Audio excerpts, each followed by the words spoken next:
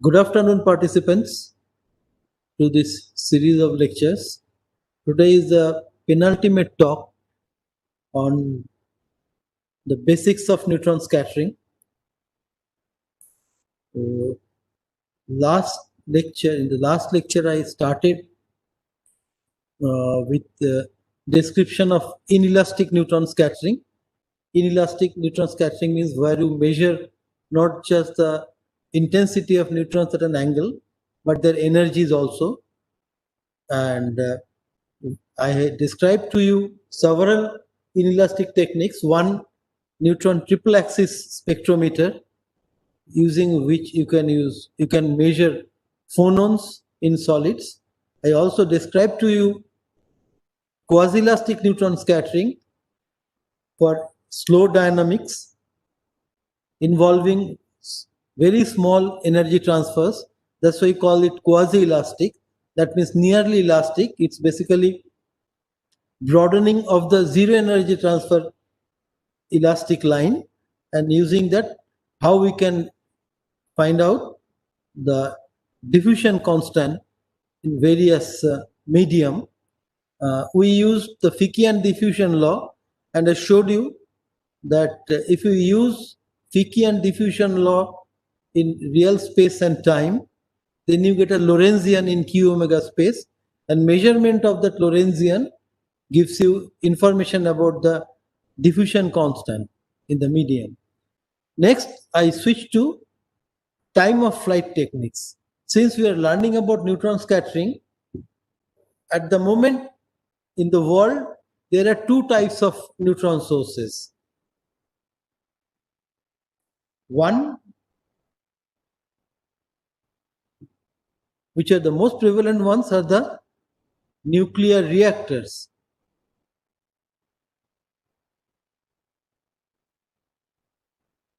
And the other one is neutron spallation sources. This is a continuous source. I told you earlier. This one is a pulse source. This is based on a accelerator, a proton accelerator usually, and they work in pulses. So because of that, it makes sense if we do time of flight spectroscopy in these spectrometers. Now, why time of flight? As the name suggests, time of flight basically in a neutron spectroscopy, you measure how long the neutron takes to reach from one point to another, and ultimately we need to find out S of Q and omega. That is our target. Once we know S of Q or omega, we can start trying to decipher the G of R and T of the system. So S of Q omega is something which you measure. So, but when we say that we measure S of Q omega, we have two different ways of measuring it. One is a reactor, one is a time of flight spectroscopy. In a reactor, we don't do time of flight spectroscopy, because to do time of flight spectroscopy, you should have a start time and you have a stop time. You need to have a time measurement for the neutron flight path. And for that, we cannot do this if the source is continuous.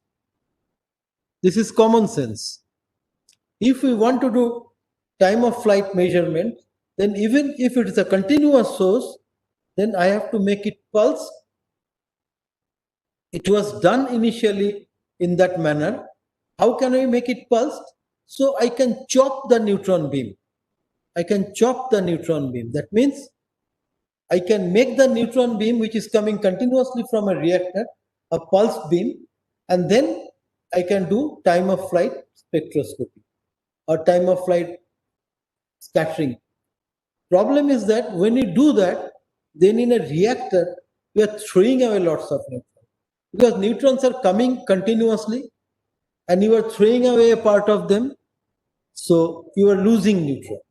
But in a pulse source, it is a natural choice because here the neutrons themselves are coming in pulses and use those pulses to do time of flight spectroscopy. But the big demand of today is that we need a 1 GeV proton accelerator, near 1 GeV proton accelerator, which is technology at the frontier. When you have that, then surely a spallation neutron source will surely be a very good choice. So I was telling you just now that we are measuring S of Q omega, and that measurement requires how we track the Q and omega in this space. So briefly, if I try to remind you that the way we do in a reactor, this is how pictorially I will show you. So I have an incident beam, it has got an energy and it has got a momentum. So the way we do it, repeat. So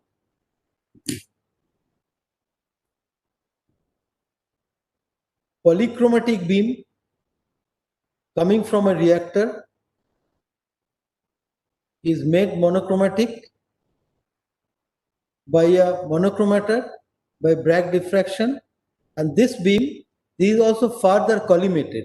While I am at it, let me say neutron collimators basically you can use a very fine slit here to collimate the beam, but then again you will lose neutrons. In case of neutrons, typical beam size, if I may draw, it is 5 centimeters by 5 centimeters.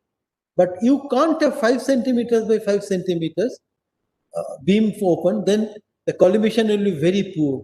So what we do in neutron, we use a slit system like this. It's very routine in case of neutrons. We have this, we interspersely we put neutron absorbing material like cadmium sheets or materials coated with gadolinium, which are strong neutron absorbers. So now you have an approximate area. These are called solar collimators.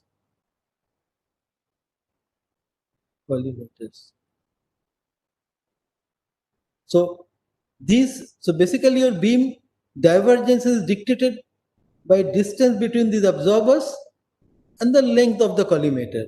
So this way you are able to get a reasonable delta theta, but you are also able to get a reasonable area of the beam. Typically speaking, this beam area is large and your samples for a powder diffraction, this for information, you will need little larger quantity. This will be typically, I would say, maybe 20 millimeter height, 10 to 20 millimeter height, and a 10 millimeter diameter cylindrical cassettes which you have to fill in for powder diffraction, which is much larger than what you will need in a strong synchrotron source. Let us say even a micron quantity sample should be enough. So now the way we do it, I will just go through it. So we have got an incident beam which is well collimated, also energetic, and then surrounding this, I have shown you the instrument, surrounding the sample, you either have this kind of detectors. Earlier days, these detectors will be called a step scan. So you measure for some time at this angle,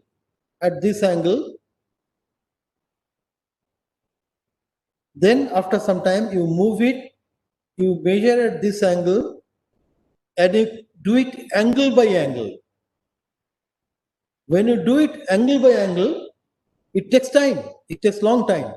So later we devised things like this.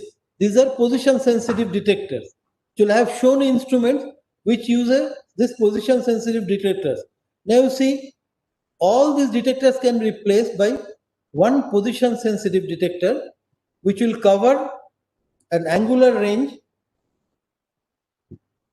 which now you can do experiments in one shot. In one shot over this entire angular range, you can do experiment. So experiments become much faster. And this is known as PSD. PSD is position sensitive detector. This is a very big development for neutron detection. Why it is position sensitive? Because this detector works on the principle of a central anode wire. So your charge is detected on this anode wire, but they have an additional property. Where it is detected, we can tell it from this end how far away a charge cloud was detected. So then, if I know a neutron is detected here, then immediately I know what is the 2 theta for that neutron.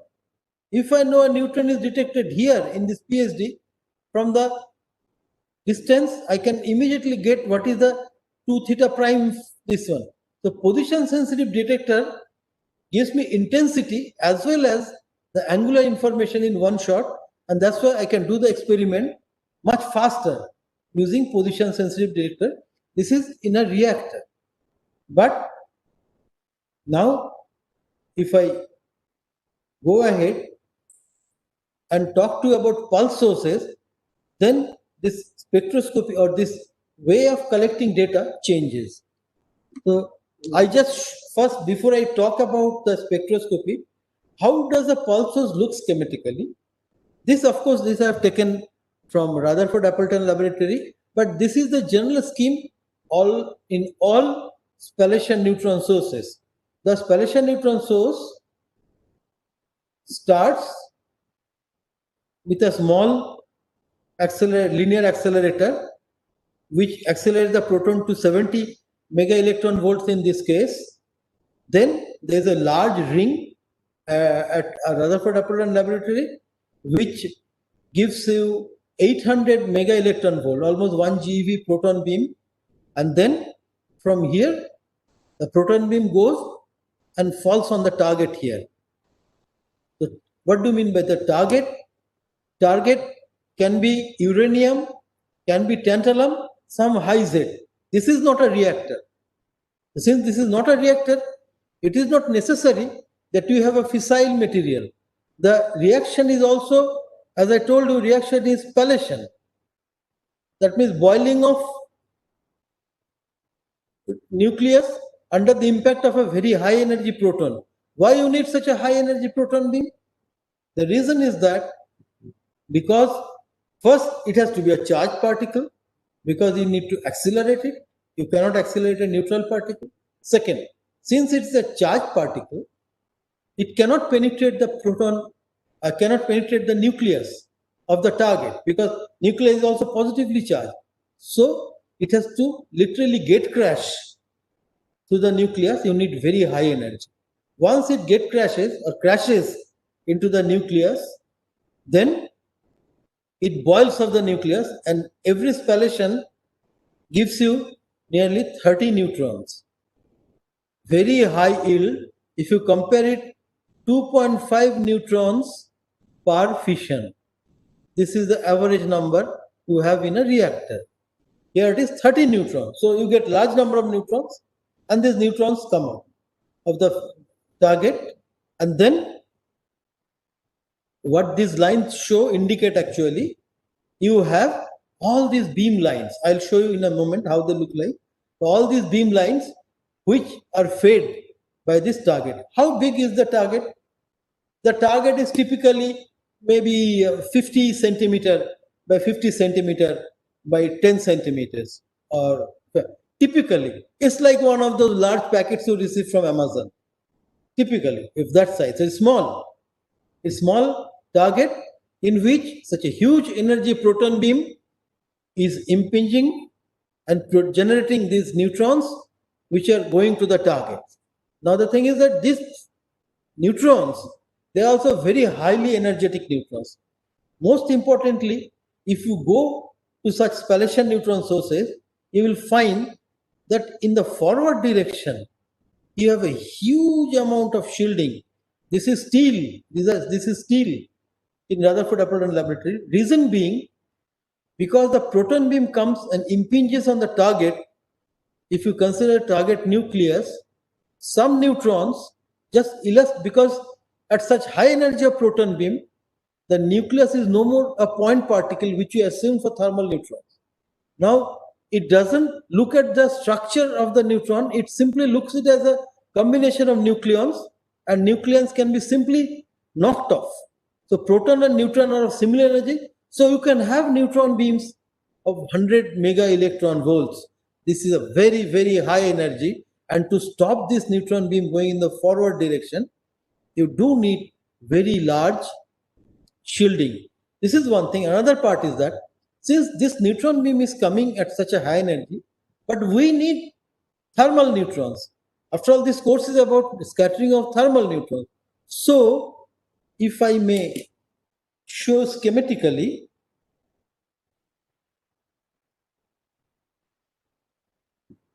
your target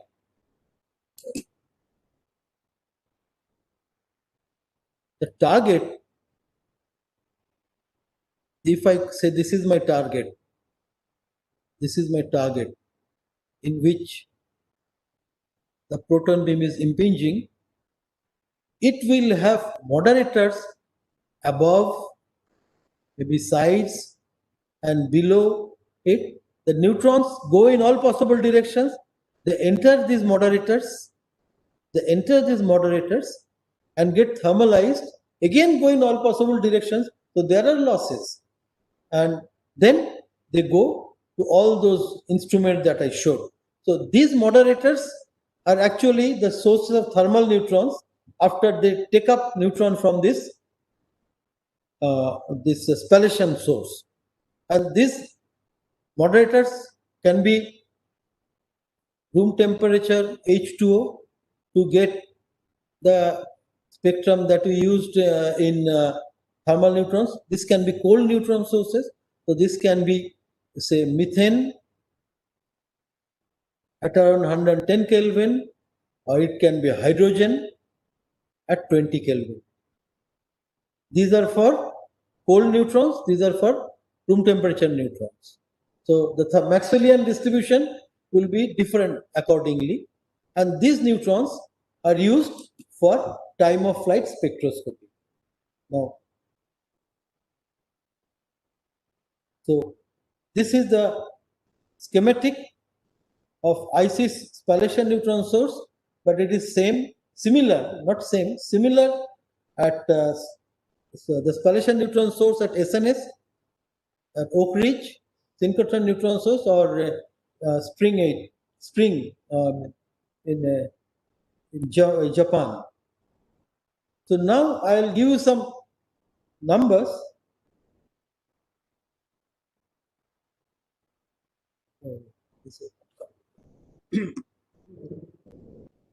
So the thing is that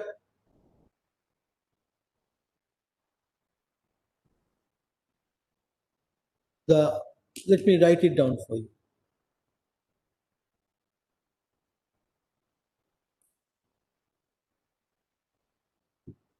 The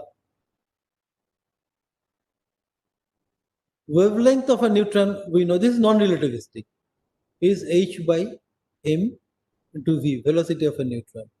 Now, since v is the velocity, if the neutron travels over a distance L in time t, so this is L by t. So this lambda is h equal to m L by t. Okay. So this is my wavelength corresponding to a time of flight, which is t over a fixed length L. Now coming back to my transparency. So by timing a neutron over a fixed path length, its velocity and its wavelength can be measured. And finally, after that, once I know the wavelength, I know 4 pi by lambda sine theta, which is q, This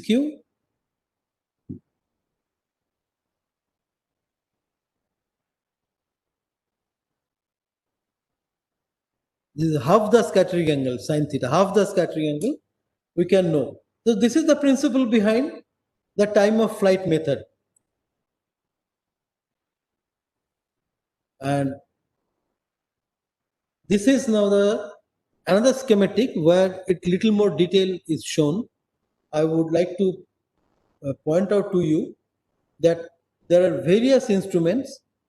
This is the beam from the synchrotron. This beam travels to the target, and after that there are several instruments. I cannot discuss all of them. So as a representative of that, I'll discuss one, which is HRPD. HRPD is high resolution powder refractometer. This is HRPD. I'll show you how it looks in a closer, at a closer distance or with more details. This is the thing. This is a photograph of the typical of the upper floor area in the target in ISIS. So you can see these are the target level and these are the instruments, various instruments at ISIS. So whenever you go to a large neutron source, I think the same may be true for synchrotron source, they give to us today the look of an industrial setup. Though the instruments are extremely sophisticated and you are doing very, very, very fine microscopic measurements, but because of the shieldings and vacuum units, very large instrumental setups, gives the look of an industrial setup like you see. There's a crane, these are the chain pulley blocks, and the kind of things you see in an industry you also find in a large neutron or a synchrotron source. There's a feeling one gets when one is inside an instrument hall. Another important issue is normalization of count. What is that?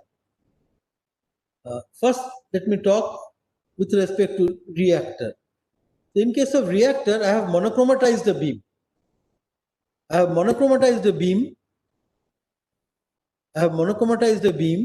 Collimated it. I showed you a collimator, and then I put it on a sample, and I'll be measuring for some time. I may use PSD, or I may use point by point detector. How long should I count? How long? Because while you are doing all these things, for example, let us say Dhruva. Dhruva is a 100 megawatt reactor, fine. But it's a huge setup. And the reactor power, maybe when you started, the reactor power was 90 megawatt. After some time, due to some technical reasons, it has gone to 80 megawatt. Then after some time, again, something corrected, it went up to 95 megawatt. With all these energy changes, your neutron flux is changing. And when the neutron flux is changing, then the question comes, how long should I measure at a position? So we overcome this by using something called a monitor detectors. What does monitor detector do? Actually, if you see carefully here, I'm just pointing out to you, at the exit of all these monochromator drum, there is a detector. There is a small detector. Either it is covering the whole beam path, or if this is the beam path, we have put this detector here. There is a small pencil detector here. This is known as monitor detector. What it does, it takes out a small fixed fraction x of the beam. It will be low, maybe 5 to 10%. It eats up that neutron and allows the rest of it to go. So now I normalize my counts with respect to this monitor count. So as the incoming neutron flux goes up and down, the monitor flux, if I say I count it against 40,000 neutrons on monitor, the time will go up and down, but at every point I have counted for 40,000 monitor counts falling on the monitor, coming through the monitor. So that fixes my normalization. So in case of reactor beam, I normalize using a monitor detector. Same thing. Now coming back to time of flight spectroscopy in a spallation neutron source. Now I keep saying that I'll do time of flight, but I need to do a Q scan. So the thing is that I can do the Q scan by using a polychromatic beam of neutrons in ranging from lambda 1 to lambda 2. Fine. Then my sample comes here. I have a detector bank here which measures excuse me, the intensity. But the thing is that lambda 1 to lambda 2 intensity is not same. If you remember, if I consider a room temperature Maxwellian, it is varying like this, or you're lambda 1 to lambda 2, maybe from here to here, lambda 1 to lambda 2. Here to here. So at these places, so though I'm measuring simultaneously, I'm measuring at one position, but intensity of my lambda 1, which dictates 1q, which dictates q1, is not same as the intensity of lambda 2 falling on the sample, which dictates the wave vector transfer q2. If it's a fixed angle, 4 pi by lambda 1 sine theta will give me q1, 4 pi by lambda 2 sine theta at the same angle will give me q2. And you can see if lambda 1 is greater than lambda 2, q1 is less than q2. So I need to know how many of these lambda 1s fell, how many of these lambda 2 fell on the sample. For that, I need to have a measurement of the incident flux. So every time of flight instrument, the measurement is followed by a measurement of the incident flux. Now, if I divide by these numbers in lambda, my measured intensity, then I will get the correct answer with respect to my diffraction pattern. Because now I have normalized with respect to the incident neutron flux. And that's what is done in all these sources. This is known as normalization with respect to monitor count in a reactor, measurement of the incident flux, and then normalization in a time of flight spectroscopy. With this much of introduction,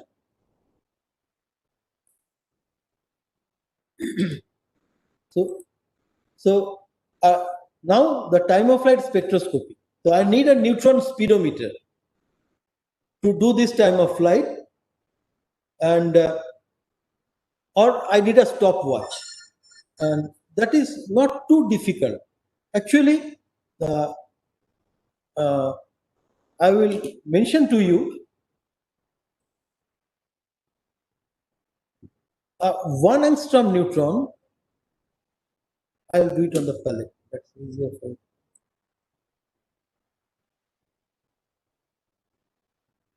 If you do the calculations, it's very easy. 1 angstrom neutron, it covers around 4,000 meters, approximately 4,000 meters per second. So for 1 meter, it takes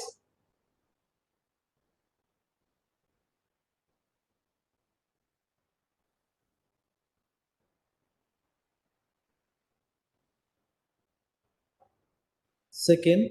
So it takes around 0.25 milliseconds per meter. This is a large time. By today's standard, by your capability of measuring time, 0.25 millisecond per second meter is quite high.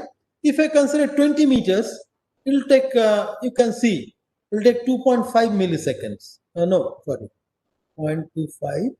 I'm sorry. So,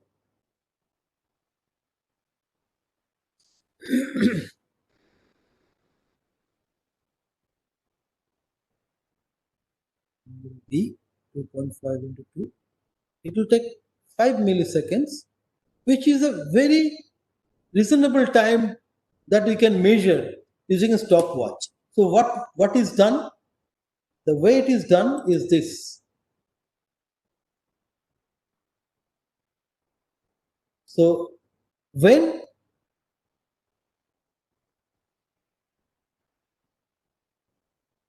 the proton beam is coming, it is coming and hitting the target. When it hits the target, that is my zero time. That is my zero time. I start the clock. And then for all these set of instruments, I have detectors. So once I start, the detector is waiting for a neutron. When it receives a neutron, I stop. So I know how long it took the neutron to come from here to here. Then I will say that, well, there are processes involved. What are the processes? One, spallation. Second, moderation. Now, spallation is a very, very fast process. I don't know. I think the neutron comes out within nanoseconds. So when I'm talking about milliseconds, I can forget about the time wasted in spallation because it's only nanoseconds. Moderation is something which we have to bother. We never bothered about moderation, how long it takes in a continuous source, but here we have something to bother. Why? Because we are bothered about the time. When you are bothered about the time, then how accurately you have measured the flight time, it is important. And your flight time you started tracking when the proton beam hit the target, which is electronically known. Now, how long it took has in a moderator, the neutron enters and undergoes, as we know, the thermalization process through its zigzag course and comes out. But if it goes in as a narrow beam after moderation, it comes out as a beam which will look like this somewhat. So this width may be 10 to 50 microseconds. So that is an uncertainty delta t. That is an uncertainty delta t of the neutron beam path. Also, if I am using detectors, gas field detectors like these, then I don't know whether the neutron is detected when it entered and it was here or it was here. And that is also an uncertainty. You'll add an uncertainty, maybe delta t prime. These are the time uncertainties. Other uncertainty is the path length. This L, how accurately I know this L? Because this L dictates how accurate is the time of flight and the velocity measurement. So when I write it, so I wrote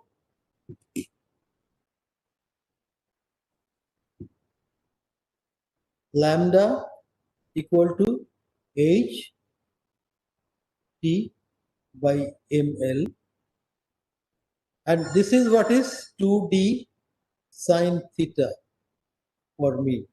Now you can differentiate it and find the yes, you will find that this is what ultimately you want to find out, a d-spacing very accurately. This will depend on the uncertainty in your time measurement. All of them will add up.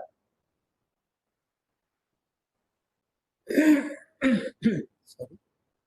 Plus uncertainty in length, path length measurement, and the angle of diffraction, because if you differentiate it, it's very simple.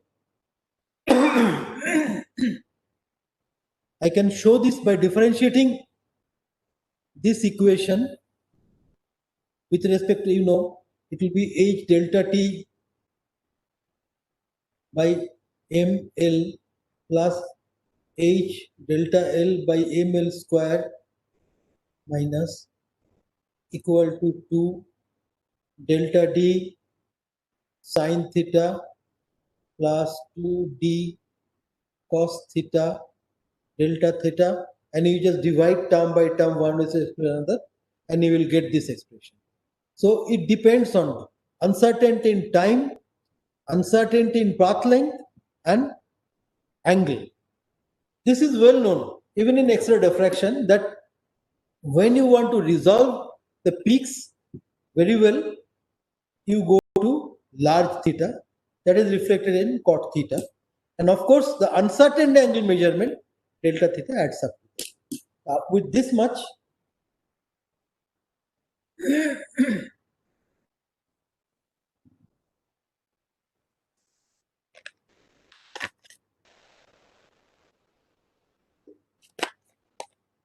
so all these uncertainties lead to uncertainty in delta D, which you want to minimize in a diffraction experiment, because this diffraction experiment you are struggling to find out the crystallographic structure of your sample, and you should have accurate information about the D.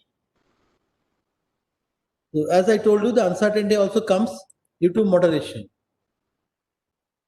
Another fact you have to take care of, that is, because you are doing time of flight spectroscopy, you are choosing a bunch of neutrons.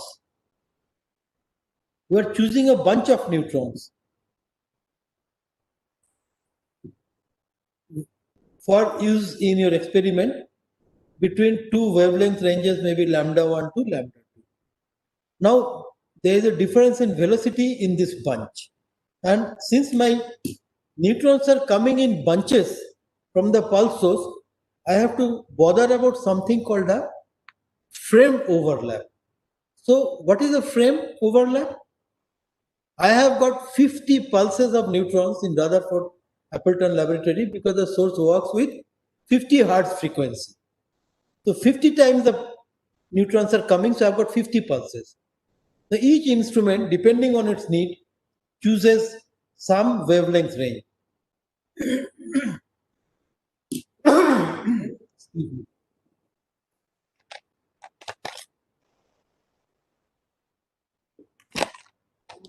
The neutrons are propagating in space.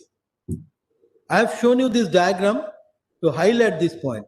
So in the same bunch, say this is the bunch, this is one bunch. There are neutrons which are faster, there are neutrons which are slower. So the fast neutrons are traveling higher, longer path. At the same time, the slower neutrons don't go that far.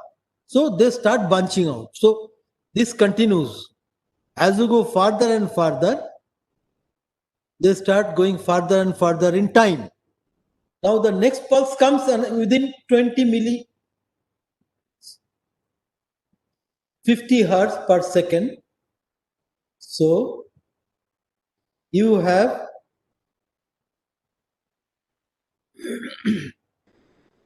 10 to the power minus 2 seconds between the bunches. So then the next bunch comes, this bunch. So in time as I go, this is the origin, one bunch came. I go further, one more bunch comes. Now this fact is known as frame overlap. That means the slower neutrons of the previous bunch will be caught up by the faster neutrons in the next bunch if you go far enough.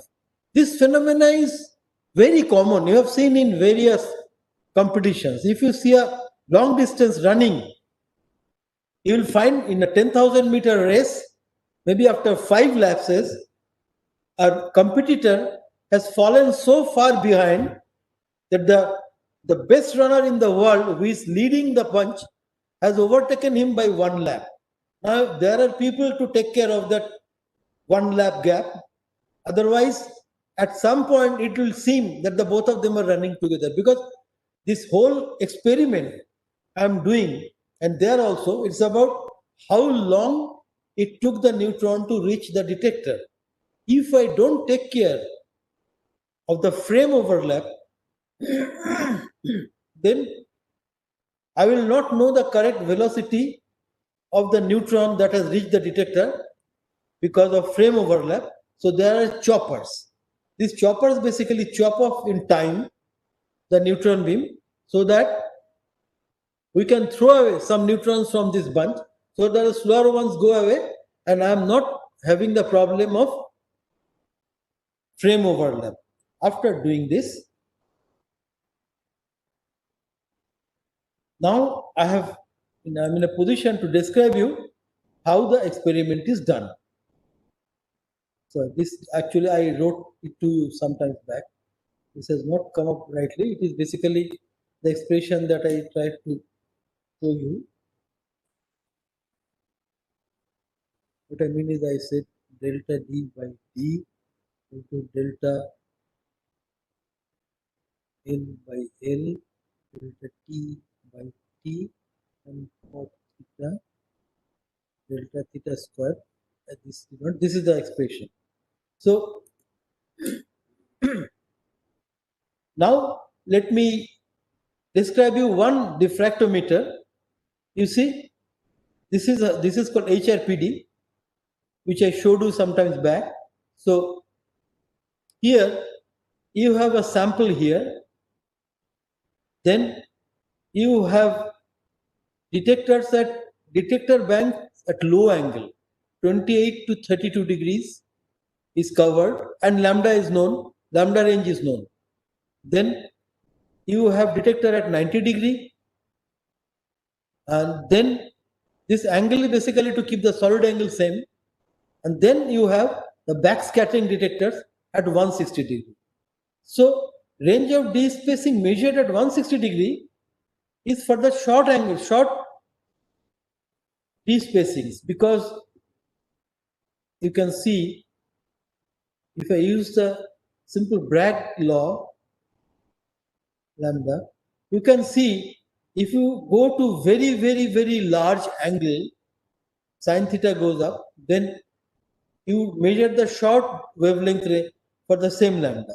Short D spacing, I'm sorry, beg your pardon. Short D spacing for the same lambda. So range of D spacing measured at a high angle is short. Whereas detectors at 90 degree, they are simultaneously measuring peaks with D spacing 2.83 angstrom to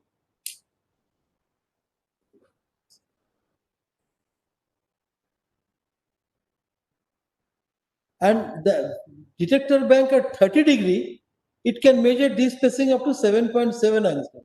So that means instead of talking in terms of Q, if I translate the whole language of 2D sin theta lambda, and in terms of Q, if I say in terms of D spacing, so the large angle detector is measuring the low D spacing, and the low theta detectors are measuring the high D spacing, and all of them we can stitch together to give you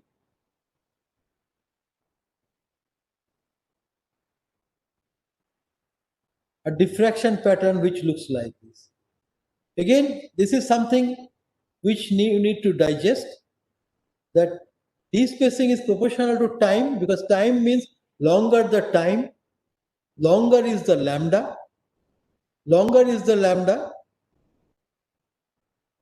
shorter is the D spacing. So normally time of flight diffraction patterns are shown like this. This is the D spacing, you can see we are showing it from 1 to 2.5. These are the peaks which you have seen in HRPD. These are data from HRPD in Rutherford Appleton laboratory. Just see it against the diffraction pattern you will get in a normal X-ray diffractometer or in a diffractometer at Dhruva. Here it is according to angle, or this is the Q axis.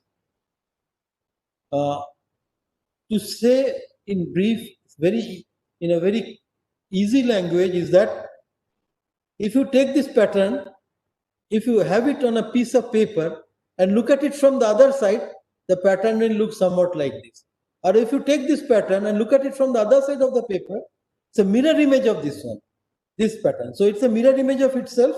If I do the same experiments and the same D-range measurements in a reactor in a monochromatic source. So this is basically, this is a small Q range, this is a large Q range. But at the large Q range, you can see there are large overlapping peaks, and here the resolution of this instrument is so good that you can catch up all these peaks in this large Q range, and you can make a very accurate estimation of the D spacing in the sample. This is the data from high resolution powder diffraction data.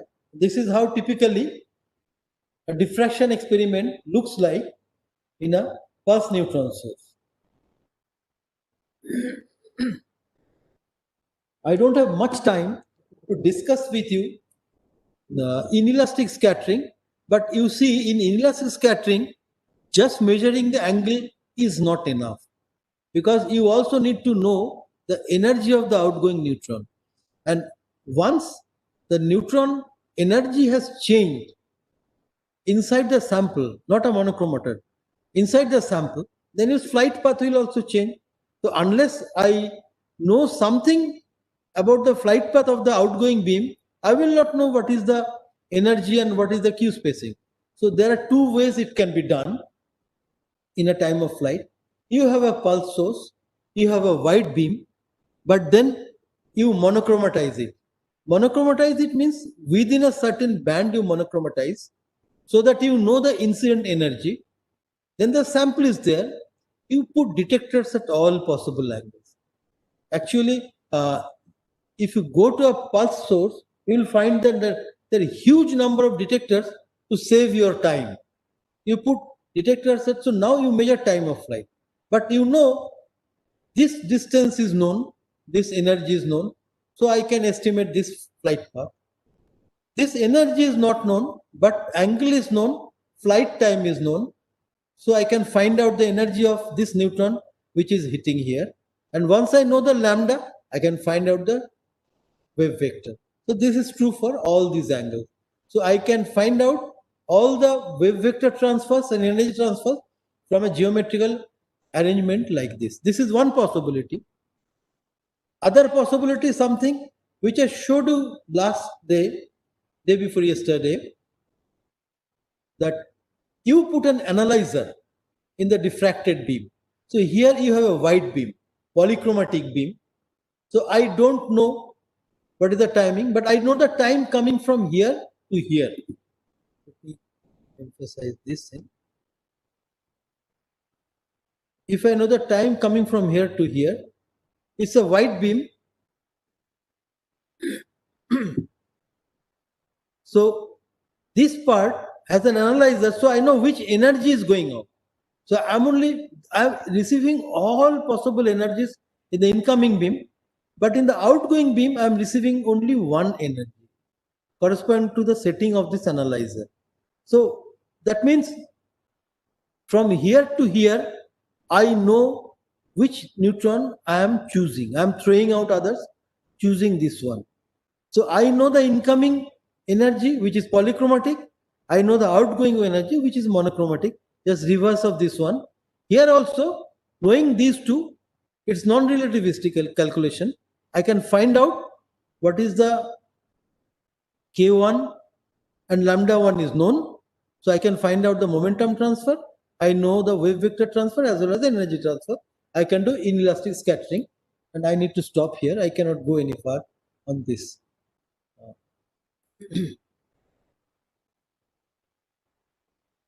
So I hope this part of the spectroscopy you understood. One most important component of all our neutron experiment is the neutron detector. First lecture on next week, we'll be talking about neutron. One expert will be talking about neutron detectors. In brief, I want to tell you that neutrons being neutral, you can't measure their energy and them directly. in a detector. So we use some of those nuclear reactions. So one of the detector material used is boron 10. So it can be used in powder or even as BF3 gas form. This boron 10, as you can see, it interacts with neutron, gives out a lithium. Of course, lithium, there are two processes. One is an excited state, 94%, and it can come out a ground state with it. But you can see it comes out with a huge amount of energy. So this is nothing but the kinetic energy of these two components. And it is not possible to do a direct energy measurement of the neutron by detection. So all neutron detectors are basically neutron counters. They count neutrons, but they cannot detect the energy of the neutron. That is done, you have seen, using analyzers, using time of flight techniques, using monochromators, but you cannot directly measure energy of the neutrons in a detector. So boron is one of those elements which is used in form of BF3 gas or even boric acid powders in various forms, but these are basically primarily for neutron scattering experiments. BF3 gas detectors were popular. Now we have a better version of that. What we have is helium-3 gas. The helium-3 interacting again with neutron gives out a hydrogen and a tritium. These are charged particles, and then these charged particles are detected in a wire detector. So that detector is typically looks like this, a cylindrical body with a central wire, and basically your neutron comes in, interacts with the gas, gives rise to tritium and hydrogen, and these are charged particles. So inside this medium it creates a avalanche of charged particles, and then ultimately these charged particles are detected on this anode wire, and then there are counting arrangements outside. These I am not getting into it, but I hope that it will be discussed a little bit on the next lecture. Not next lecture, first talk in the next week. So my talk, I have tried to give you all the basics of neutron scattering theory and gave you a brief introduction to the various experiments possible using neutrons. So these are typical neutron detection systems that I am showing you. More details will come. You can see that the sample, after the sample, there are so the detectors are absolutely necessary. As I talked to you sometimes back, we have a monitor detector in the beam path before the sample, which basically helps us to normalize the counts. We have this kind of point detector where you find the intensity only at one angle. You have one dimensional PSD where you can find the same intensity instead of using number of detectors. This is like many of these detectors clubbed into one, in which you can find out neutrons all throughout the length. We also have two-dimensional PSDs where you can have a sample, and like a Laue diffraction in X-ray, you can put a two-dimensional detector behind it, and you can see neutrons all over this two-dimensional space. You can see these kind of spots, or you can even have coming from a crystal this device circle. You can measure the device circle in components, so this is possible. So these are the various detectors which will be discussed on 2nd of November. My last talk will be tomorrow. Please know, my last talk will be tomorrow, because day after tomorrow is a holiday. It is tomorrow at the same time, and I will try to give you glimpses of the neutron nucleus scattering potential, the nuclear physics part of it, but very little of it, because we cannot get into detailed discussion of that. What do you mean by SF scattering and all? I'll introduce you, summarize what I have done till today. So I'll be delivering this lecture tomorrow, 3 o'clock. And today I stop here and ask you if you have any clarifications, doubts, I will try to give, or otherwise I keep telling every day that you can write your doubts at neutron course at gmail. I'll wait for your questions.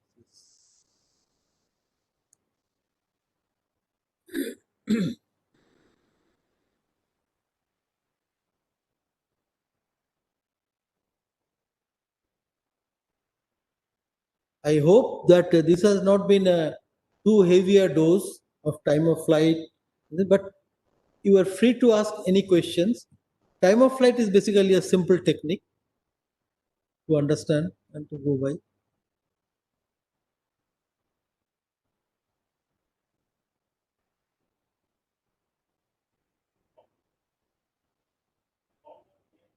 Position sensitive detectors, yes.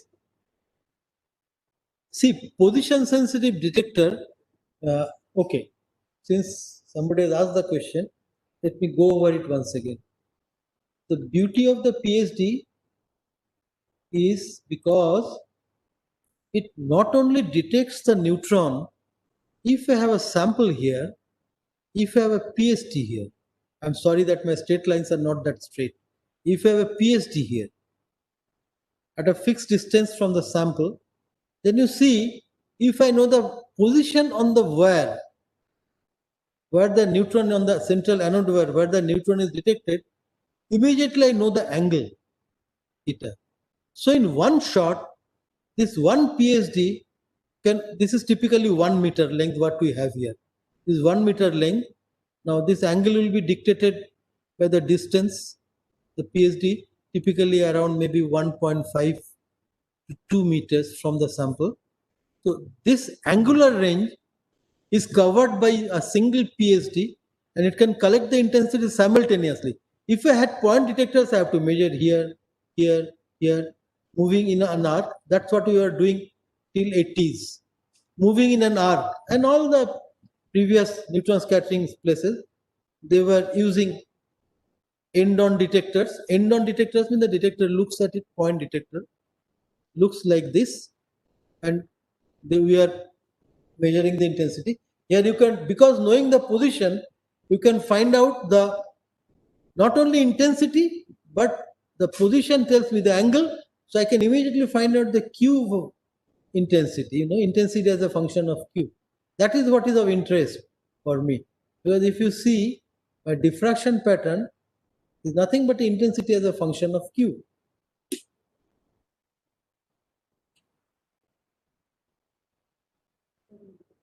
Somebody has asked, the detection is based on measuring charge, but how do we do that for neutrons? That's exactly what I was showing you.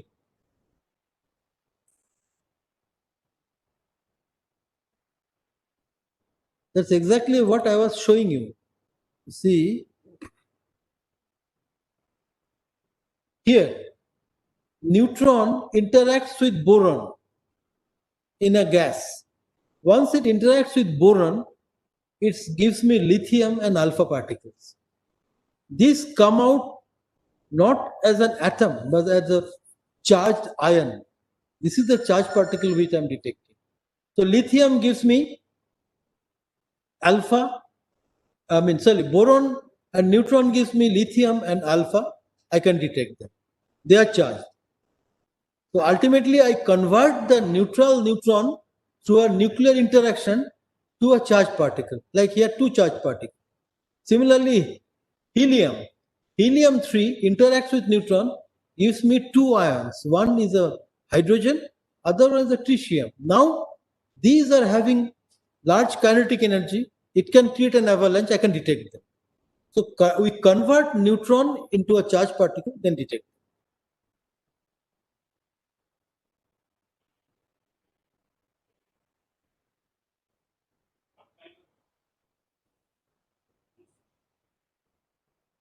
These choppers are basically a neutron. Okay, how typically I thought I'll show you some. Okay, let me try to draw it for you. A chopper is nothing but a heavy disk, very heavy disk, tons. One disk, then I can cut open a slit into this. Then when I'm rotating in the neutron beam path, whenever the slit comes in front, you find neutrons will be transmitted. If I have another disk like this a little away, a very heavy disk, but only this one is slightly displaced with respect to this slot. Then you see what goes through this will also go through this one. What goes through this is a polychromatic beam. You have just opened it for some time and allowed all the neutrons to go. But now I have one gate, I have another gate. This gate opens after some time of this gate. So only those neutrons, and the gates have a width, only those neutrons which have traveled from this gate to that gate in that time will be going through both the gates. And that's what the principle of chopper.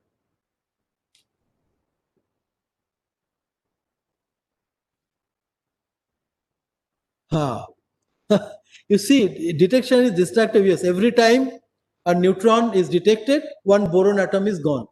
So now imagine, this is an interesting question. Let me answer it in slightly longer way. This flux of neutrons is 10 to the power, let us say 15, let us say the highest flux, 15 neutrons per centimeter square per second. Ultimately, it might at best come to, let me say, 10 to the power 8 neutrons on the detector at a particular time. Now the detector has got some partial pressure of boron 10 at slightly higher than atmospheric pressure. At atmospheric pressure, we have something like 6.023 into 10 to the power 23. This is Avogadro's number, right? Number of gas atoms. So now you see, I will, just to give you an idea, I'll contrast this number against this number. So if these many numbers of neutrons are coming per second, then, and if this many number of boron 10 atoms are there, so it will take me 6.023 into 10 to the power 23 divided by 10 to the power 8 seconds. It goes to 10 to the power 15 seconds. You can calculate 10 to the power 15 seconds means how many years? 1 year is 3600 seconds into 24 hours into 365 days. It will possibly be more than the age we can estimate of our universe, or some such number, you know. So it is not the borons going away that will kill a detector. Possibly the boron gas will leak out from the detector by the time the detector you have to throw, and not, you don't have to bother about the lifetime of neutrons. That's for sure.